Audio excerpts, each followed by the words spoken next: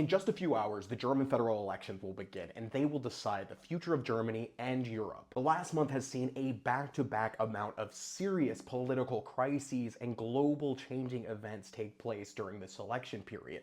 Everything from the leader of the CDU, Friedrich Merz, voting for the first time, breaking what is called the Brandmauer, as in the firewall between the Democratic parties and the far right, to vote with the AfD on a non-binding motion for their proposed migration plan, which includes, mind you, some of the most extreme measures we have seen. At the same time, there has been a series of highly publicized murders and attacks that have taken place. I've also seen a rise in general violence across Germany, including political violence by the far right amongst activists of the Democratic parties. And this has been ongoing for many months, even having high-level politicians attacked. Then, within a few short days, J.D. Vance and Donald Trump and Defense Secretary Pete Hegseth dismantled the security apparatus of Europe by moving the US into a decidedly pro-Russian Federation direction. The announcement that the US was no longer going to be the guarantor of security in Europe and also abandoning Ukraine to hash out a one-on-one deal with Vladimir Putin has shocked everyone and led to an immediate debate in Germany that has gotten to the point that they're talking about discussing constitutional amendments for getting rid of the debt limit in Germany or dramatically increasing what they're allowed to borrow so that they can build up the infrastructure necessary to build up the German military. After Friedrich Merz voted with the AfD, this led to nationwide sustained protests across Germany for days and days, with people coming out against what the CDU did and against the AfD and the far right generally. We've also seen a huge turnaround for Die Linke and Die Grüne, the Greens and left. Both of them have now achieved record party memberships with tens of thousands of people signing up to these political parties, and they are now polling much better than they were, with Linke somewhere between 9 and 11% and Die Grüne getting around 15%, almost equal with the SPD. SPD has benefited a little bit in an increase in party membership, but unfortunately, being led by a very unpopular chancellor candidate, Olaf Scholz, is damaging the entire brand. At the same time, Merz's CDU has taken a hit. This is the center-right Conservative Party after they did their rapprochement with the AfD.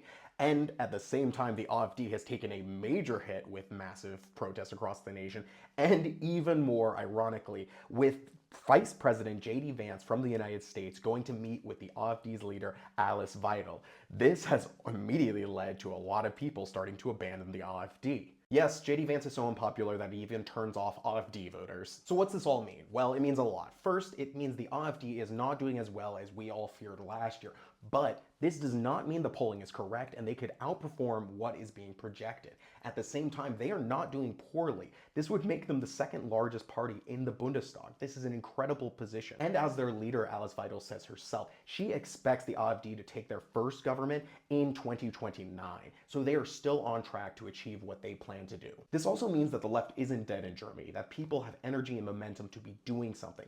Big party membership boosts show that. And I think this is a great thing. Joining a political party is how you start participating in democracy on a day-to-day basis. Instead of waiting years and years till you make a choice on who might govern next, you need to be part of that process on the party level. It also seems after this big national backlash, the CDU is much more inclined to go work with the SPD or the SPD and the Greens than it is to be going to work with the AfD.